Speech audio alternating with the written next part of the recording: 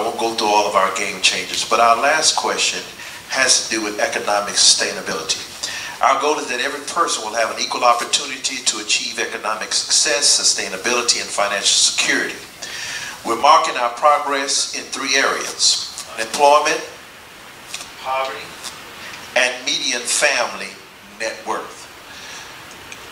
What is the plan? And I will just say specifically, what specific plans do each of you have to address unemployment, the poverty rate? And let me just say the poverty rate is that 25.9% of black persons are in poverty versus 9.4 white persons, 14.3 for everybody. So it's more than double. Median income family net worth, $23,300 for non-white families, $149,900 for white families. So we have more than $120,000 more in net worth. Wealth, poverty, unemployment. What will you do about it? Feel free. Yeah, and all 3 of those, unemployment, poverty, and median family net worth, I think you were just talking about it, are obviously, unfortunately, lower in the Midtown and South St. Pete areas. And I think to attack all those, there's a number of different things that need to be done. And it's not one single thing alone, standing by itself isn't going to solve the problem. Obviously, it's an investment of funding, and I know that's part of what Agenda 2020 is about, is taking funds and investing them back into the community. So it's creating, it's job creation. It's bringing good paying jobs into the community that pay a livable wage. And they're the kind of jobs that you don't necessarily have to have a college degree, but they still pay well. Whether it's a trade like being a plumber or an electrician, or it's somebody who puts a solar panel together. There are companies all around the country that are hiring people that don't have college degrees to put solar panels together. They're making a good living doing it. So those are the type of businesses that we ought to be looking at to try and bring into the city to help raise the salary. Education. If we don't improve the education, the quality education of our schools in St. Petersburg, we're never going to change unemployment rates, poverty is not going to change, and the median family income is not going to go up. Our schools, unfortunately, as reported by the Tampa Bay Times, are some of the worst in Pinellas County. That has to change. We have to have a greater focus on rising our kids up and giving them a chance, and that's apprenticeship programs, because not everyone's going to go to college, so there needs to be career opportunities. It's working with our trades, again, plumbing, electricians, carpenters, painters, things that aren't going to be replaced by technology, because the jobs are always going to be there. And those are some of the ways. And it's also, when we talk about the funding, it's incentivizing businesses, not just public sector, but private sector, to give kids a chance, to hire kids, to give those convicted of felonies a chance. The one story I'll tell very quickly that had the most impact on me was the guy whose door I knocked on, who's a convicted felon, said, "I'm trying to change my life, I'm getting a GED, I can't get a job, no one will hire me." That had a profound impact on me. And it's just not right. I said to him, "What do you want to be?" He said, "I want to be an electrician." So I put him in touch with the IBEW, the International Brotherhood of Electrical Workers, who will give him that pathway and help him on that pathway to doing what he wants to do, to change his life, to become a productive citizen in our community, to pay his taxes. That's the kind of thing that we need to be doing. We need to be making those changes on the front end. Otherwise, again, we're going to be paying more for incarcerating than educating. So I know you like specifics. I think the community redevelopment area and the CRA advisory group are coming up with a plan for what they call the South Side CRA. That is a game changer. That will create these environments that will be conducive for economic development and job creation. Now, we've already done a lot. They're adding a 45,000 square foot campus of St. Pete College in Midtown. Sylvia's of Harlem just told me today that they just hired 75 new employees. The new Walmart has hired, I think, 90 and hiring more. So these are living wage jobs, but it's a start. But the CRA is a game changer. Education is a key. And what I've done as mayor is I'm trying to connect curriculums, whether it's P-Tech or USF St. Pete or St. Pete College, connect curriculums with apprenticeships and jobs. And that's an ongoing process. But when you're talking about young people looking at what they want to do, it's making sure that we are training and that there's a curriculum with a certification in place with a job at the end of the rainbow. The greenhouse, I think, is a game changer because it's making sure that if you can't get a job, you can start a business. Go to the greenhouse. If you have an idea, if you have a certification, if you have a vision, you can get entrepreneurial training. You can meet with the SBA. There are things that you can do with the city as a partner to help you become your own entrepreneur. These are things happening at the greenhouse with great partnerships. The new procurement ordinance or the local hiring ordinance that we all work together with FAST. I think Kona was there.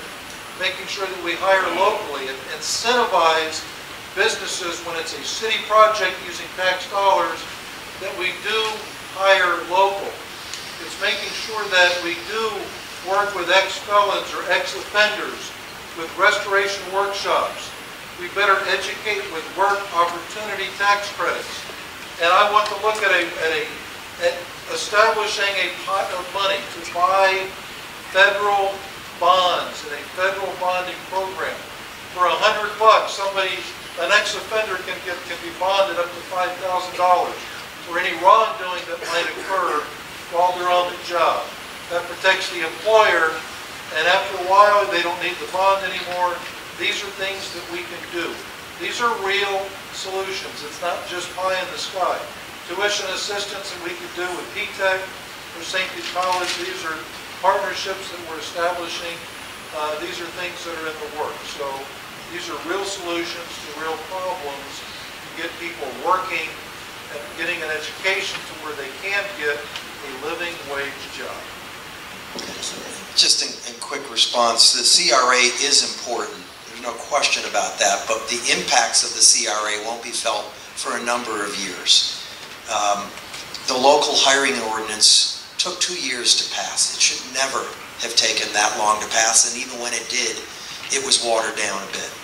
The greenhouse didn't form for over 1,600 days of the administration before that was formed, and the mayor said, we've done a lot. For those of you who live in Midtown or in South St. Pete, I suspect you beg to differ with that because you haven't seen the cranes that you see downtown in your area. You haven't seen the grocery stores open. You haven't seen the restaurants opening up or the clothing stores opening up. Those things you haven't seen in your area. Have we done a lot in downtown? You bet we have. We have a vibrant downtown. But it's the rest of the city that we haven't focused on and we need to be focusing on. It has to be all of the city, not just the downtown. All right, at this time I'll conclude my questioning and Kurt will come back and begin the audience questions. Actually, that'll be the neighborhood presidents. We're going to start off with Lisa Wheeler-Brown. 1 minute for each to ask the question, 2 minutes to answer. Brother John, you're next. Good evening. Good evening.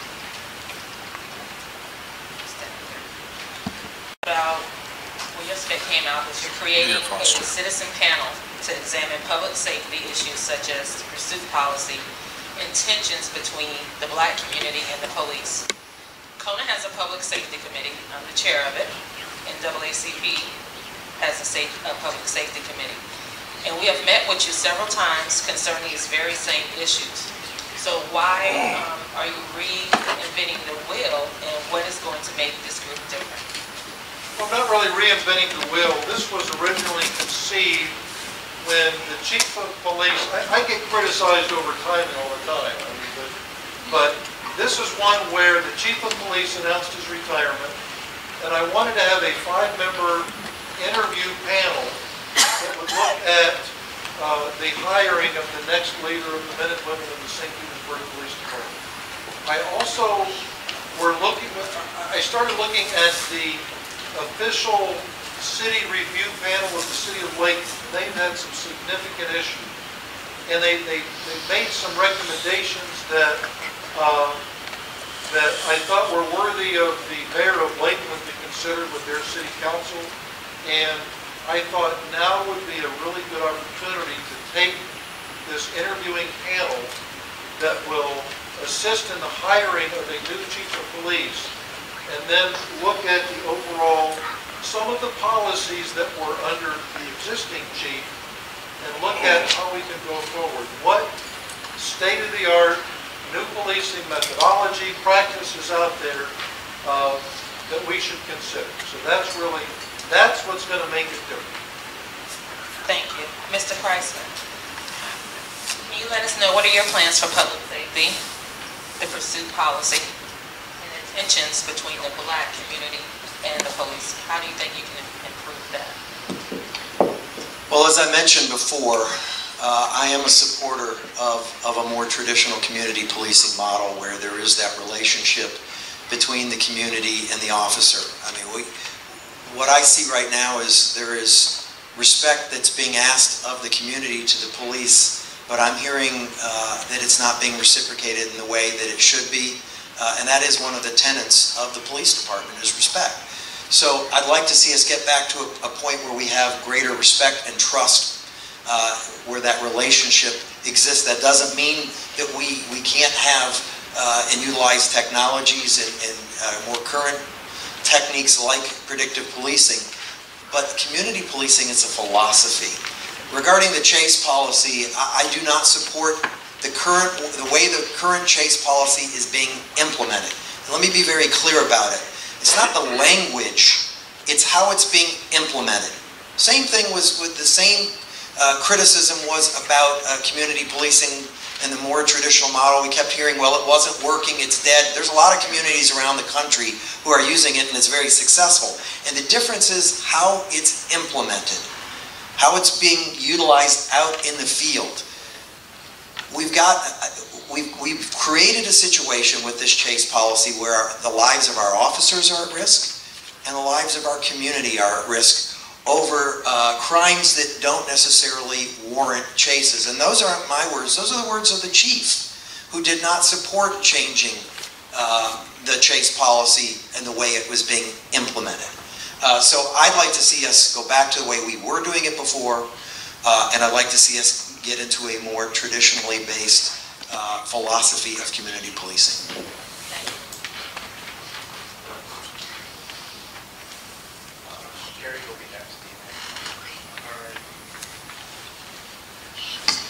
Started it, so we got everybody stay over here.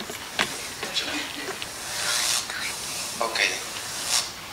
Don't believe everything I read, but recently I read an article in the St. Petersburg Times where it said that Mayor Foster, you seem to take credit for things, for projects, for the completion of projects that you did not initiate. So would you please share with us some projects that you and your administration authored that were completed in the Childs Park neighborhood? In Childs Park alone? Specifically in Childs Park, because that's the president. Well, I was happy to be there for the new baseball field. We completed the Childs Park initiative. You and I worked together on the Childs Park leadership program. That certainly wasn't started under the previous administration. Now, one thing you have to realize is that every mayor builds upon the foundation of the previous mayor.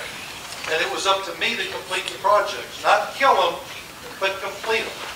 And so as far as the new linear park going into Childs Park, as far as the completion of the Childs Park initiative, the rec center, the program that you and I worked on as far as leadership and energizing the community, these were all specific things that occurred in Childs Park.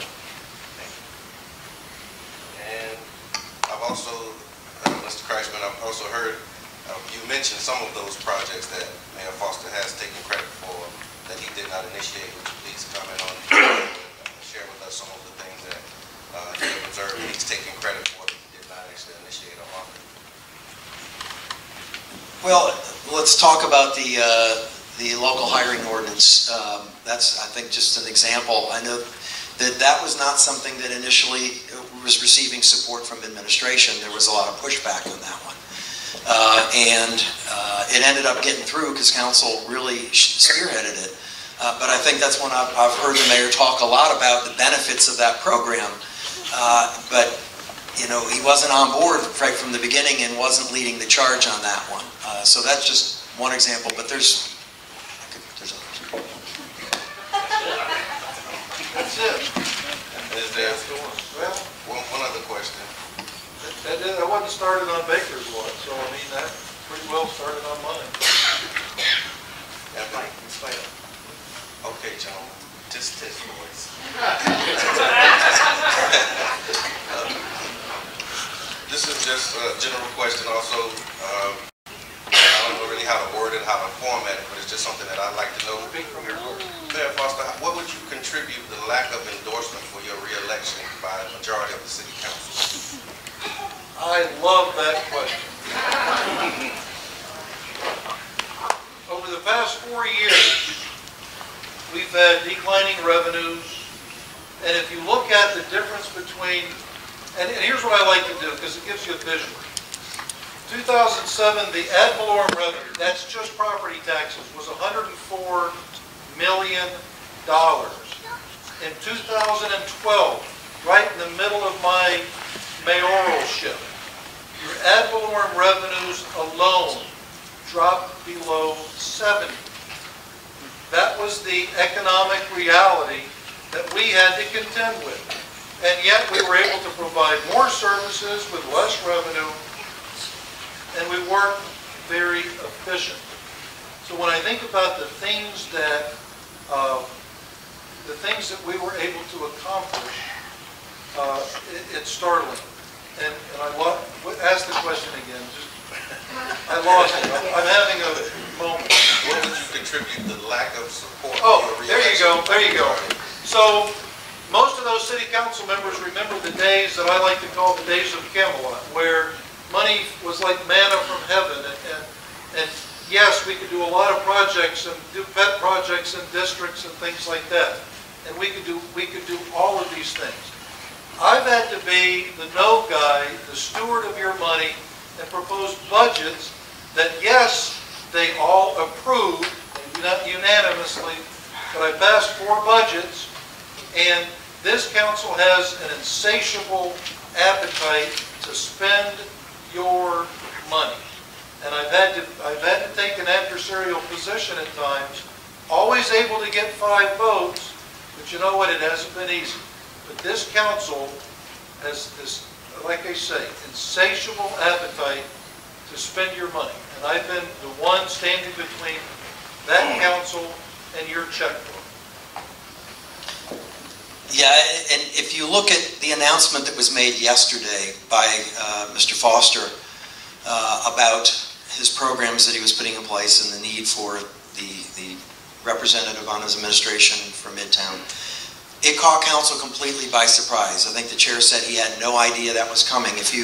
There was an article, I think, with Wengay Newton, Councilmember Newton, who indicated that in all his time in office, the mayor's visited him in his office 1 time.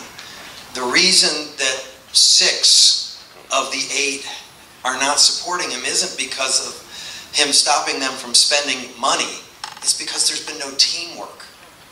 And when you look at in the days when Mr. Foster and I both served on council, there was a team effort between council and the mayor to move the city forward.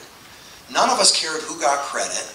We all just wanted to do things to make the city better, and we worked together. And the mayor would come and visit us and say, what do you need in your district? What can I do to help you in your district? What can we do to make your district better?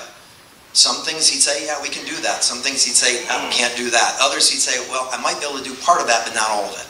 But it was working together for the common good of the community.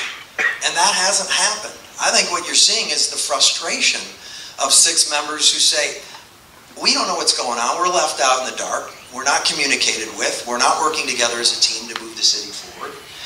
And I think that's the real reason. And if we want to talk about budgets and how he's stopping them from spending money, for the last 3 budgets, they've had to do reconciliation where they've had to take money out of reserves because the positions that weren't funded, that were supposedly not going to be cut or were going to be defunded, it didn't happen. So those budgets haven't balanced by the end of the year, and that's not council's fault. Those were the mayor's budgets.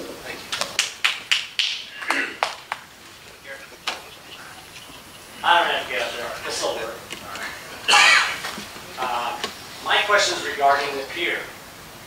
It's my understanding that the reason why the budget that was presented for renovating the pier came in so far over budget was it involved a wider approach in rebuilding all 80,000 square feet of retail that used to be out there.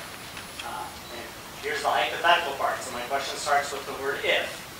If we could bring it in under budget by building a pier with a narrower approach and not rebuilding all 80,000 square feet of retail, would you be willing to consider a scheme that involves a creative reimagining of the inverted pyramid? Pier Grooms. I don't care. I'm wrestling.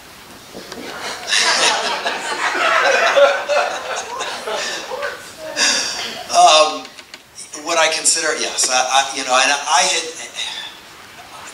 I had said from the beginning that I thought, from the information I had, that taking taxpayer dollars to try and renovate the existing pier would be a waste of money. I will say that I've had several people that have approached me since then and said, I need to show you these numbers. You need to take a look at this. And I'm absolutely willing to sit down with them and take a look and see if they can convince me otherwise. That's the way I always have done things. I may have a preconceived idea going into a discussion, but if you're able to convince me that I'm wrong and that your position's right, then I'm willing to move there. Now, I will tell you, I'm a little concerned, well, not a little, I'm a lot concerned about the process that Mr. Foster has rolled out moving forward, that we're going to find ourselves back in the same place that we are today, because we're doing some of the same things in that process that happened in the first go-round. We're picking architects based on their qualifications, not based on their design. And that's like asking 3 architects to design your home, not seeing the design of the home and choosing the architects and then having to pick from one of the 3 designs, even though if it isn't necessarily what you wanted, because those are the 3 you've narrowed it down to. We need to take our design first, what we want it to do with the budget that we have, and then ask the architects to give us a design. Now, if that means reimagining the existing pier, if that's what the citizens want, then that's the route we go. If it's a different structure, then that's the route we go. But we have to be very clear on what we want it to do and what our budget is before going to the architects and saying, now give us your design. Yeah, I might surprise you with this. I would consider that. And here's what we're doing. Just bear with me. We are going out on the streets with a survey right now. It's going to be a scientific survey, 1,000 sampling, with a lot of questions, over 20 questions dealing with the pier, the inverted pyramid, etc. We are also going to come back to the community with exactly what a $45 million inverted pyramid renovation looks like.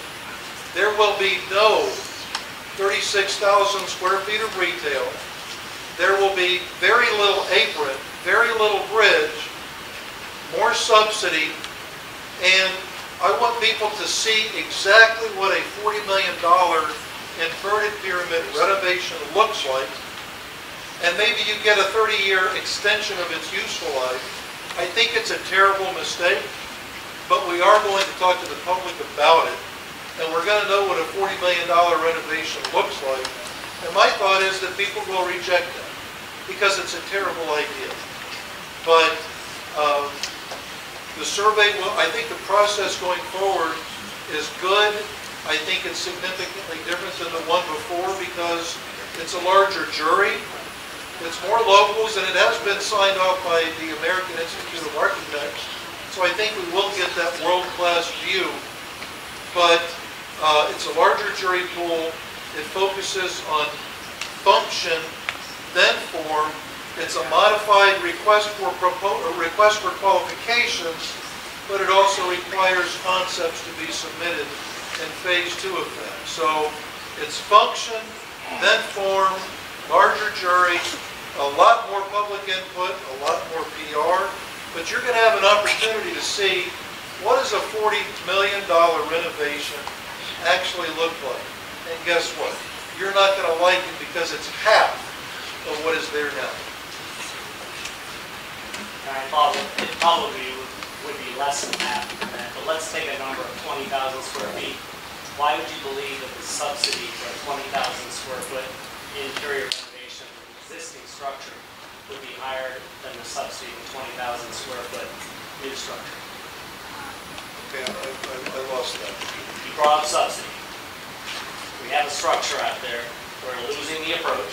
We're losing the apron. We're going down to concrete and steel superstructure. We're going to do whatever happens to that. I'm thinking 20,000 square feet out of the air. When we're done, there's 20,000 square feet out there for fun of retail space.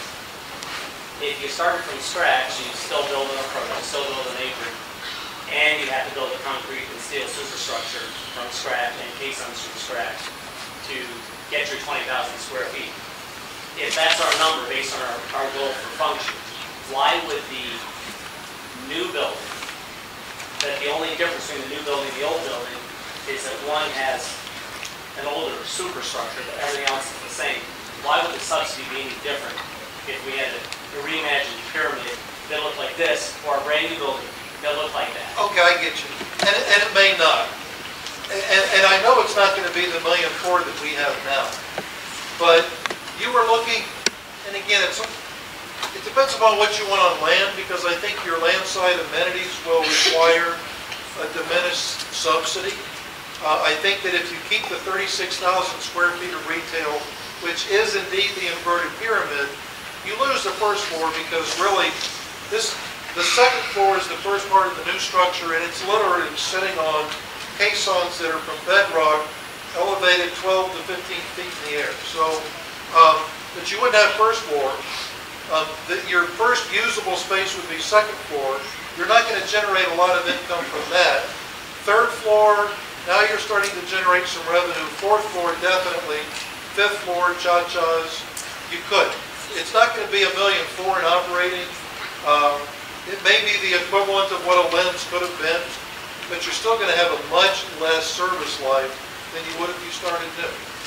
Again, all of these questions will be, the public will be engaged not only with a scientific sampling, but the same survey that we're doing scientifically will be on the city's website, allowing you to take the same survey if you weren't selected as everybody else. So we're going to have a ton of public input to submit with the RFQ. Follow up? Yeah, I'm not really sure what to follow up, other than the one thing that I noticed that the mayor did say was, when talking about how they have to submit drawings, he said in phase 2. So they've already been selected by that point in time when they're submitting their initial drawings. That's where I think the problem is. That's how we found ourselves in the position we're in today. And that's why we may find ourselves in the exact same position. Now, I've talked to the guys that opposed and put the petition on the ballot this time. And I said to them, am I missing something? Are we going to find ourselves back in the same place? And they have very significant concerns that we will.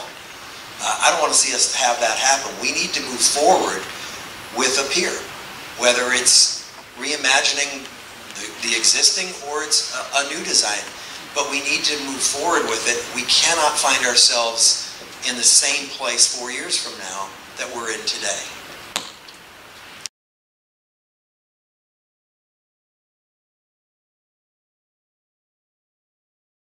Second. Yeah, that'll work. Yeah, I'm here with Grooms, and you are part of a local architecture firm.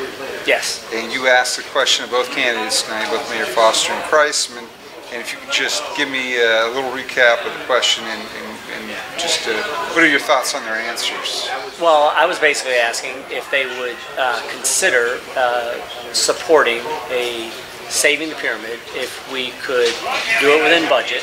And essentially, the budget that was tossed around during all this last couple of years involved 152-foot wide approach and more than 80,000 square feet of retail, which cost a lot more than the budget.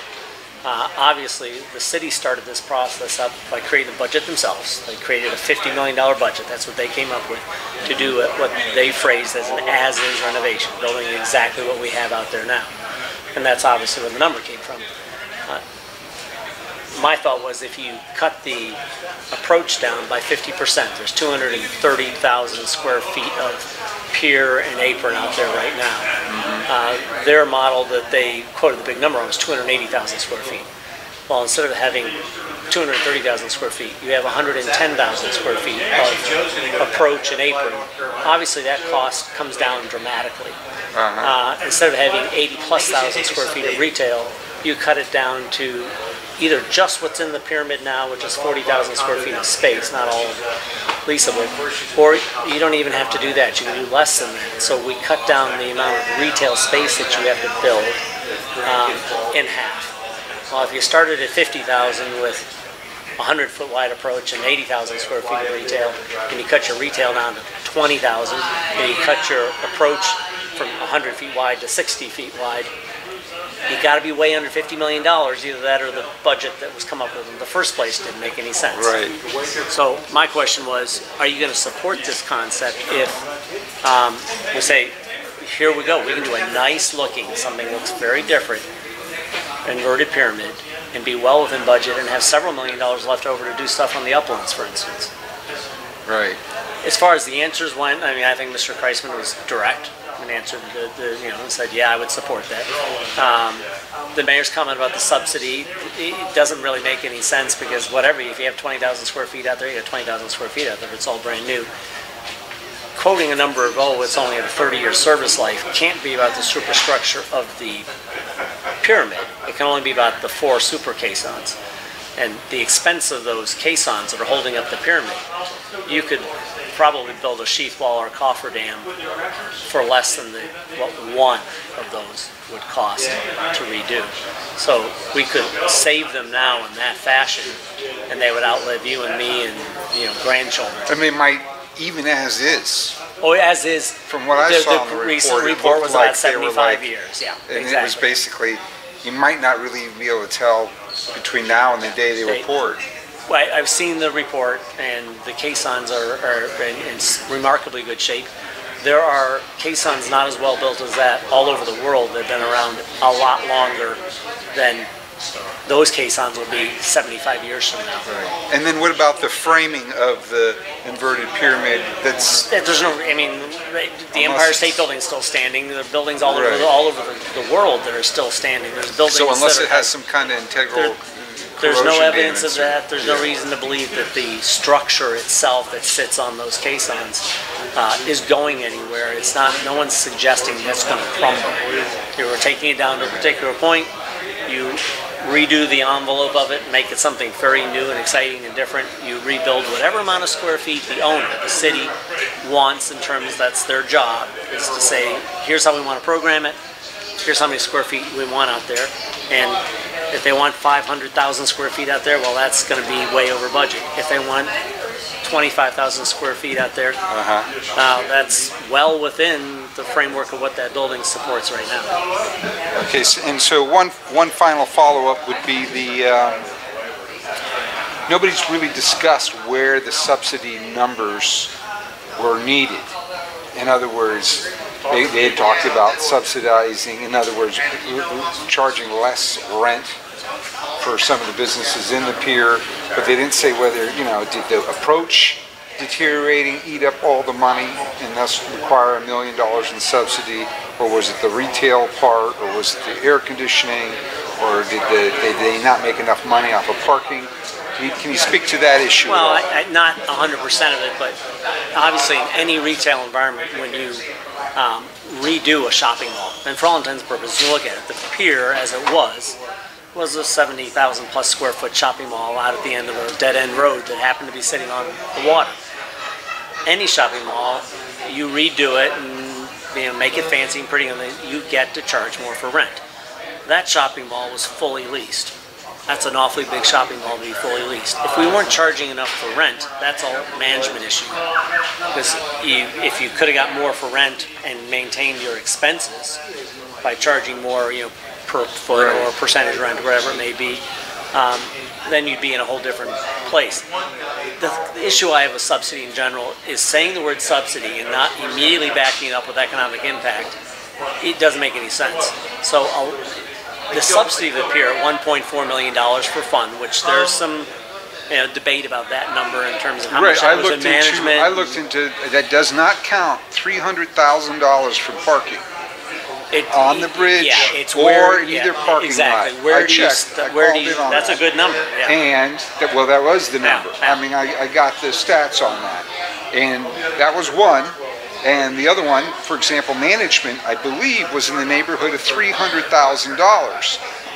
That's significant impact, especially if it's fully leased. I don't know why you would require that much. That's a big management number. The parking number I had not heard before, but it becomes a numbers game when you say, well, where am I going to stop counting income from, and where am I going to stop or start counting expenses? And all of our city assets have a subsidy. And if we're going to say, if you have a subsidy that's a problem, we have to tear you down and start all over, we need to start with we need to start with Sunken Gardens, we need to start with the Mahaffey, we need to start with the Dali. These things all would have to come down to that if that's the way we look at it. The reason why we subsidize those things, they add to our quality of life, and we believe they add to the economic impact of the city. The city's done enough research on that. They believe that they were creating good economic impact out of the pier. Since it's been closed, I think we're starting to see evidence that that's probably true. So if we're spending $1.1 million to subsidize the Mahaffey, are we getting an economic impact that makes sense? I don't know the answer to that. And I don't know the answer to the 1.4 versus what we got, but the approach was certainly costing money. Management was certainly costing money. And it's an interesting thing when you say, oh, well, the retail was the problem. Well, retail is where you get revenues. So if you have a completely passive building, then your subsidy is 100%, because there is no retail out there. There's nobody for the city to collect rent from. There's nobody for the city to collect sales tax and property, all those things from. So, one easy way of eliminating the subsidy of the pier, the only way to eliminate it is to not have one. Right. And my thoughts on that, that's mine. Okay. I'm just making an announcement there because I don't like these are bags. So. Oh, thank you.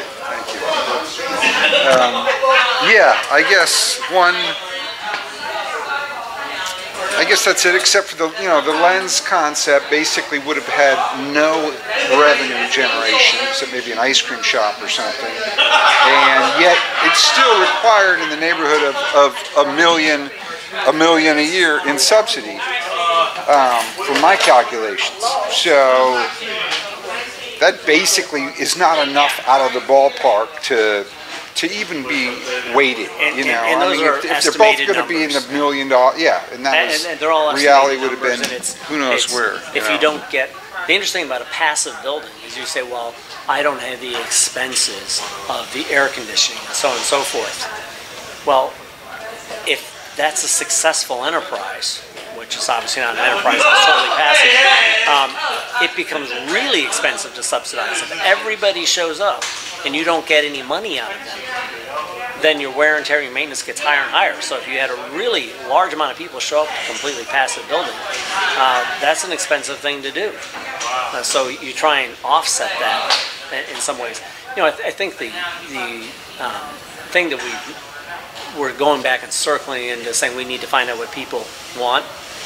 What did the people want? We've known this for years. We're going to do all this and we're going to get the same answer that we already knew. They wanted something to do out there that was in an air-conditioned space, and the number one thing that was asked for by far was restaurants. Not new information, sitting in the Pier Advisory Task Force stuff. We need a structure out there that has some amount of square feet that definitely has restaurants and that you can get out there on the trolley, not having to change to something else, that you get out there on the trolley. Those are the no-brainers. We already know we can spend all the money we want, we can come back to those same things.